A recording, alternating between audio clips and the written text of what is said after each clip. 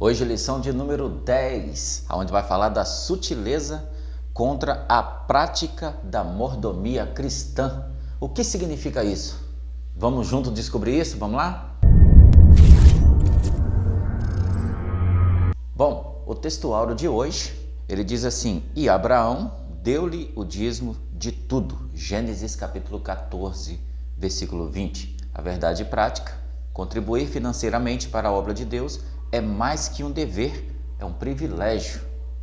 E é expressão de gratidão ao Pai por todas as suas bênçãos dispensadas. Aqui nós vamos começar nossa lição de hoje. Vamos partir então aqui para a nossa introdução, para a gente descobrir o que é mordomia cristã. Quando se fala mordomia cristã, o que quer dizer isso? Meu Deus, vamos descobrir juntos então? Mas antes, deixa eu só te pedir uma coisa. O YouTube está me exigindo pelo menos 1000 inscritos para ele lançar, para ele compartilhar o vídeo para outras pessoas. Então eu preciso da sua ajuda. Se inscreva aí no canal para me ajudar, dá o like, porque isso ajuda a plataforma a compartilhar mais os vídeos, tá bom? Então me ajuda aí, se inscreva aí. Isso é de graça, isso não paga nada. Isso aí você só vai me ajudar a espalhar mais a palavra de Deus. Tá bom? Vamos ler só um pedacinho da introdução para a gente ganhar tempo então, para a gente não perder muito tempo. A introdução diz assim: nesta lição nós abordaremos a doutrina bíblica da mordomia cristã. Há muitos equívocos, incompreensões, distorções em torno dessa doutrina. Isso tem feito com que essa tenha sido maliciosamente rejeitada e combatida por parte de muitos. Em primeiro lugar, deve ser observado que mordomia aqui tem o sentido de administrar bem o que Deus nos deu e não os privilégios vividos indevidamente por alguns, visando corrigir alguns ensinos equivocados em torno desse assunto que sutilmente se infiltram no meio evangélico.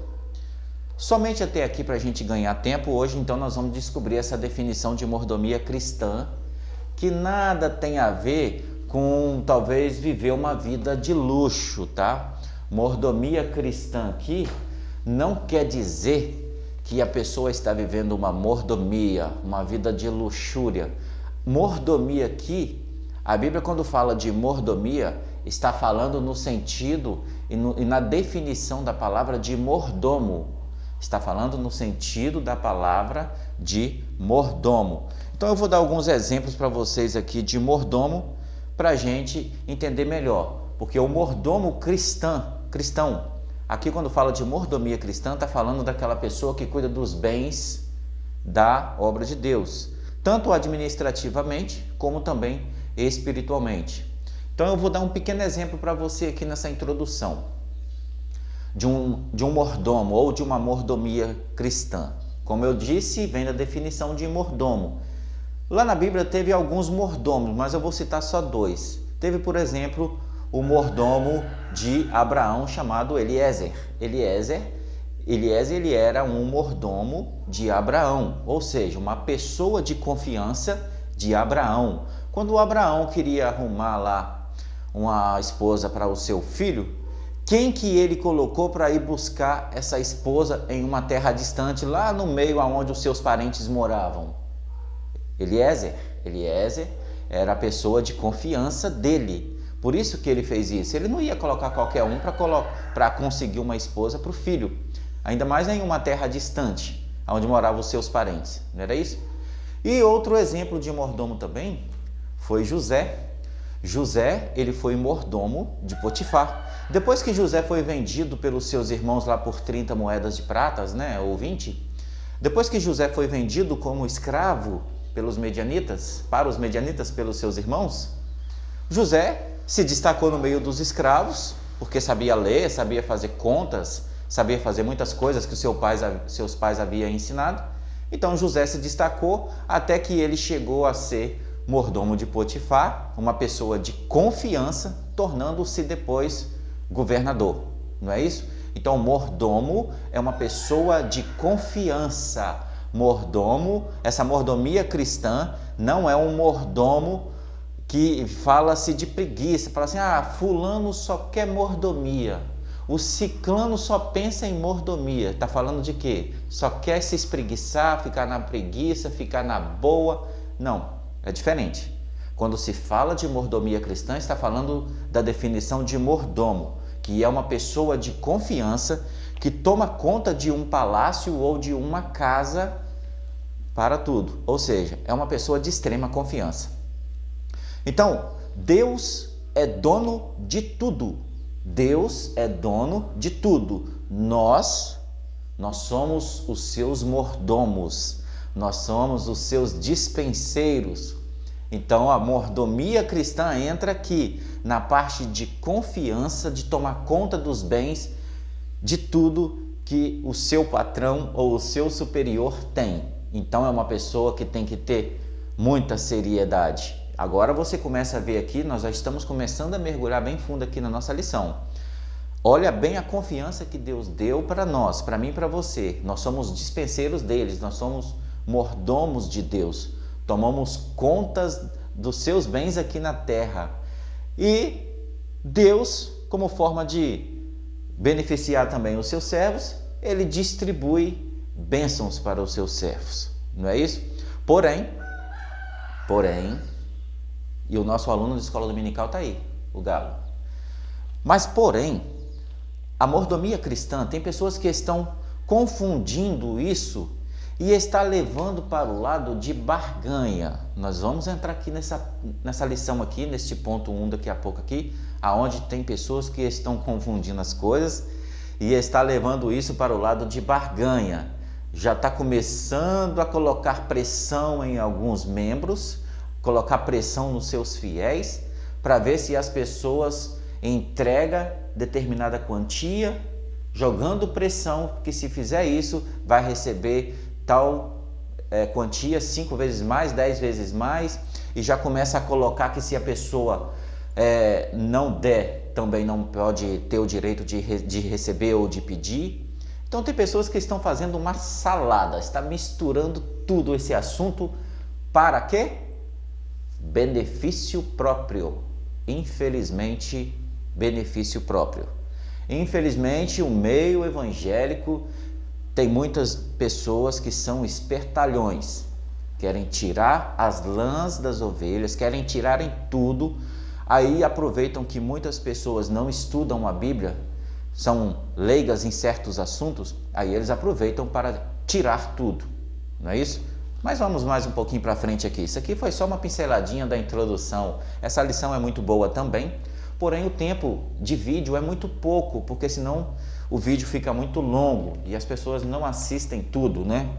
Mas isso aqui é para você, professor, passar para os seus alunos. E se você que é aluno que está assistindo, é para você ter uma noção maior do que a gente está falando, para você ficar mais inteirado ao assunto.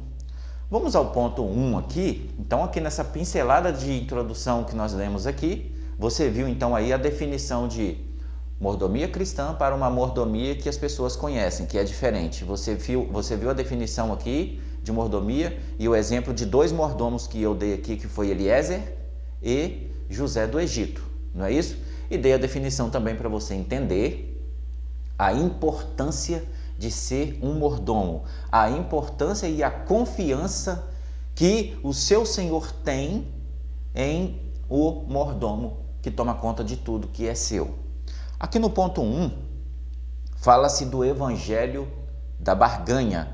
Infelizmente, tá? Fala aqui do evangelho da barganha. Infelizmente, muitos estão aqui, barganhando dízimos, ofertas, colocando pressão nos seus fiéis, fazem promessas absurdas dizendo que vai dar para dar tudo que tem, que Deus dará em dobro. Tá vendo aqui? Então aqui eu vou tirar o ponto importante desse ponto 1 aqui, onde fala da barganha do evangelho, ou o evangelho da barganha. O que acontece hoje em dia? Muitas pessoas ficam colocando pressão, muitos líderes ficam colocando pressão em seus liderados, em seus fiéis, pressionando a pessoa a dar o dízimo, pressionando a pessoa a ofertar, pressionando a pessoa a dar uma quantidade de oferta. Gente, já virou... É por isso que eu digo, os próprios líderes, muitos líderes, entre aspas aqui, né? Porque não é todos, mas muitos líderes evangélicos são que estão estragando, muitas das vezes, as igrejas. Por quê? Porque eles pressionam, eles pressionam os fiéis a dar dinheiro. Por isso que fica aí na mídia aí, ó, igreja tal está fazendo isso, isso, isso, igreja tal está fazendo isso, igreja A, igreja B. E as pessoas ficam olhando e marcam o nome dessas placas e começam a falar um para o outro. Você viu lá o que a igreja tal está fazendo? Está vendendo até objeto tal por tantos reais. Ou seja, estão tão gananciosos para dinheiro que acaba pressionando os seus fiéis para tentar arrecadar mais. Aqui, quando se fala de dízimos e ofertas, o dízimo ele é uma ordenança bíblica. Duas coisas que são ordenanças aqui, o dízimos e as ofertas alçadas. Então existe dízimo, oferta alçada e oferta voluntária. São três coisas distintas, diferentes uma da outra.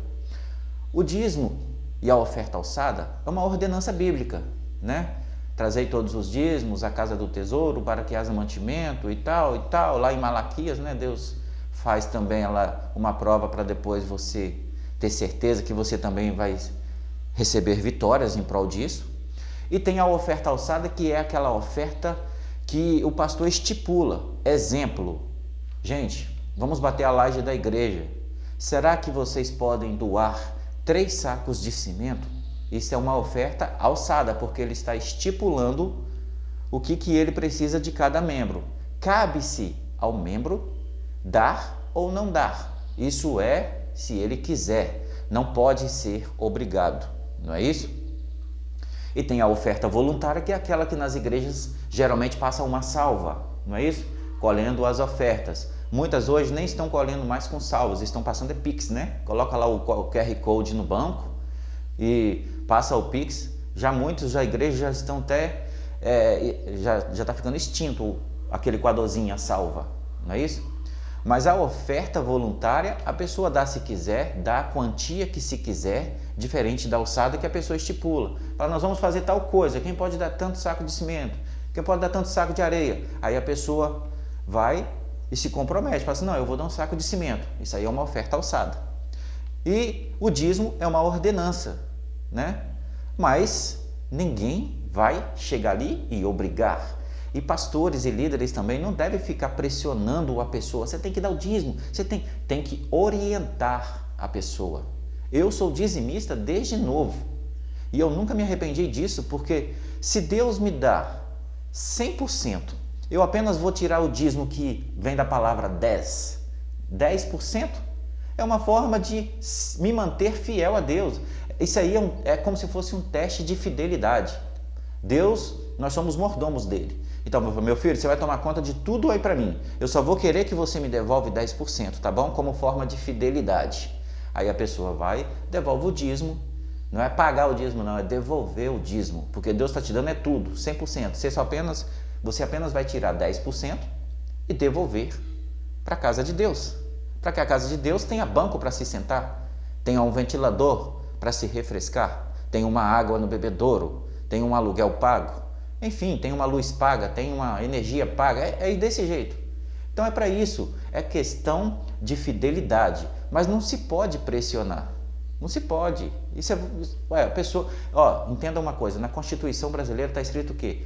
Que ninguém é obrigado a fazer ou deixar de fazer qualquer coisa a não ser em virtude de lei. É uma ordenança bíblica.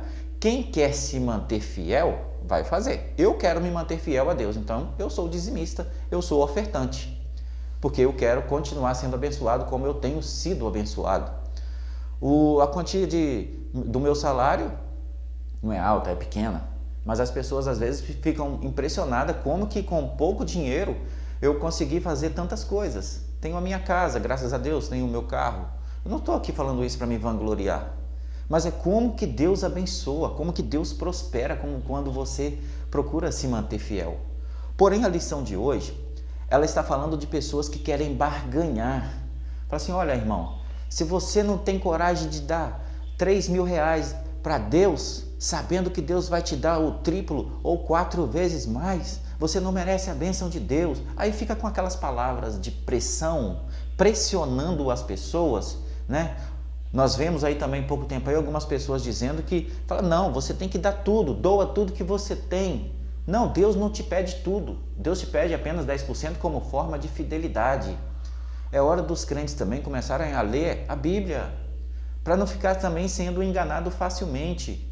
Porque existem muitos líderes por aí que só querem arrancar a lã da ovelha e deixá-la pelada, carequinha, sem nada. Aí daqui a pouco essa pessoa arruma confusão lá dentro da sua casa com os seus familiares, com seu esposo, ou com a sua esposa, com seus filhos, porque está tirando tudo de dentro de casa e levando. Não funciona desse jeito. Sai desse meio de barganha. Deus não é Deus de barganha. Deus, ele é Deus que te abençoa e às vezes ele faz teste com você e comigo como forma de fidelidade. Deus não vai arrancar tudo que você tem, não. Pelo contrário, Deus, ele nos abençoa. Tá certo? Aqui no ponto 2, onde fala dos ataques ao dízimo, muitos acreditam que só no tempo de Moisés era obrigatório. Agora, na nova aliança, não mais. Mas se a Bíblia orienta em devolver o dízimo, eu devolvo. Aqui no ponto 2 é para isso. Se a Bíblia orienta, trazei todos os dízimos, a casa do tesouro e tal, eu, Adonias e Merinã, eu procuro ser dizimista, eu procuro entregar o meu dízimo, as minhas ofertas, porque eu quero continuar sendo abençoado como Deus já tem me abençoado e muito. Se eu quero servir a Deus de verdade, pelo menos eu tento. Nós temos que tentar servir a Deus certinho, o máximo que a gente puder. Ninguém vai ser 100% santo. Ninguém vai ser 100% perfeito, mas nós temos que ir tentando gradativamente e mudando gradativamente. Às vezes a pessoa também, ela não quer fazer nada para Deus, ela só quer receber, Ela só chega diante de Deus em suas orações com uma lista bem grande de pedidos. Senhor, eu quero isso, eu quero aquilo. Senhor, me abençoa isso, abençoa a minha casa, abençoa a minha família. Só tem uma lista de todo tamanho de pedido, mas e de agradecimentos? Deixa eu explicar uma coisa para você que eu aprendi e eu procuro aplicar na minha vida. Um dos primeiros princípios para continuarmos sendo próspero é o princípio da gratidão. Seja grato a Deus por tudo que Ele te dá. Ah, você ganhou uma caneta. Agradece a pessoa que te deu e agradece a Deus. Seja grato por aquilo que Deus te deu. Porque se você ser grato àquilo que Deus te deu, Deus automaticamente ele vai continuar te abençoando também. E vamos ser espertos e ser mais prudentes para fazermos as nossas orações diante de Deus. Não é já chegar com uma lista de todo tamanho já e fazendo pedido, não. Deus, ele é Deus. Aprenda a orar para você receber também. Adonias, como que eu devo orar então? Primeiro você tem que chegar diante de Deus e chegar agradecendo a Deus. Primeiro você tem que ser grato. Senhor, muito obrigado pelo dia, muito obrigado pela minha saúde, muito obrigado pela minha família, muito obrigado por tudo. Agradeceu? Agora tem outro ponto. Senhor, eu te exalto, eu te adoro. O Senhor é o meu Deus, o Senhor é o Deus do céu. O Senhor está no comando de todas as coisas. Aí você já está adorando, exaltando a Deus. É como se você estivesse elogiando a Deus. Vou te dar um exemplo aqui. Quando os filhos querem alguma coisa do pai, o que eles fazem? Aí chega elogiando o pai, não é? Ah, pai, o senhor está tão bonito hoje. Nossa, que roupa bonita, pai. O senhor está lindo hoje. Aí vai fazendo aqueles elogios para depois fazer o pedido.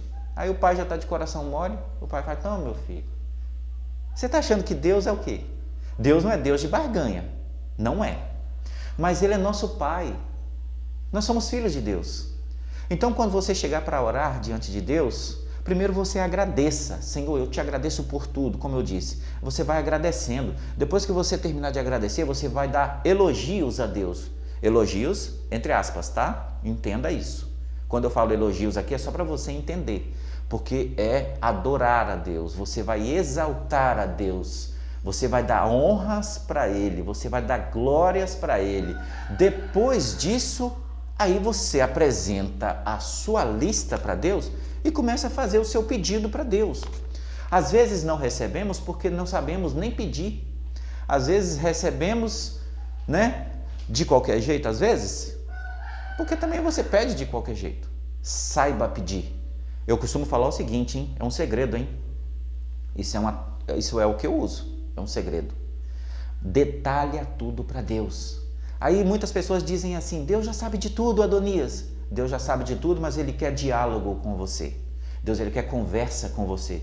Conversa com Deus, dialoga com Deus, explica tudo, esmiuça para Ele todos os detalhes daquilo que você almeja.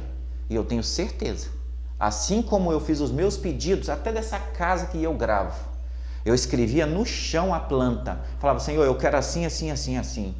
Até hoje eu fico abismado, como que eu fui explicando para Deus e do jeito que eu pedi, Deus me deu. Sabe por quê, irmãos?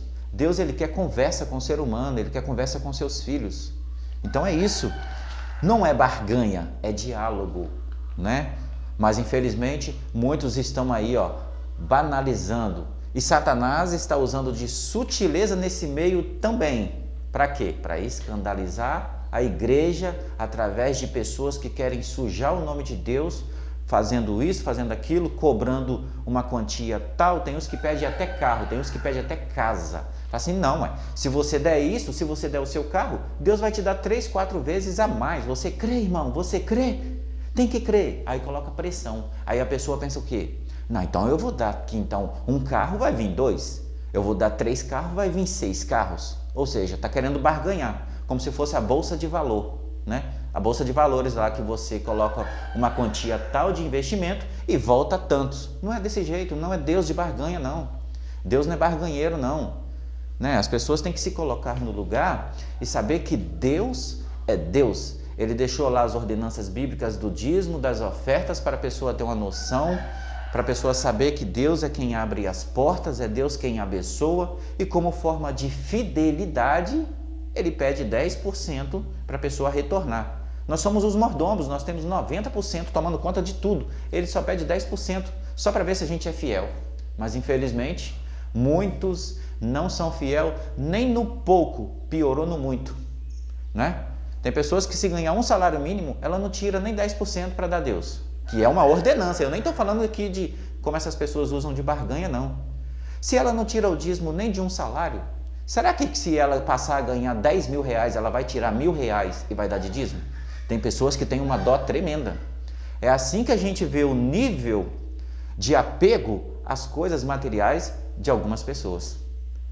É por isso que as pessoas ficam assim, não, o dinheiro é uma coisa ruim, o dinheiro é isso. Não, o dinheiro ele não tem vida, o dinheiro é uma moeda de troca. O dinheiro é apenas para você trocar o seu tempo por dinheiro, ou seja, você vai lá trabalhar 8 horas por dia e você tem seu salário. O dinheiro é uma moeda de troca que tem que ser circulada, porque se ela ficar guardada também, ela não tem valor. É para ser circulada. É o amor ao dinheiro que é a raiz do mal. A raiz da maldade está no amor ao dinheiro, no apego ao dinheiro. É aí que mora o problema. Você vê que tem pessoas que são milionárias, mas que são humildes. E tem pessoas que não têm nada, que são exaltadas, que se veste como se fosse um milionário. Quer se agir como um milionário, sendo que não tem nada.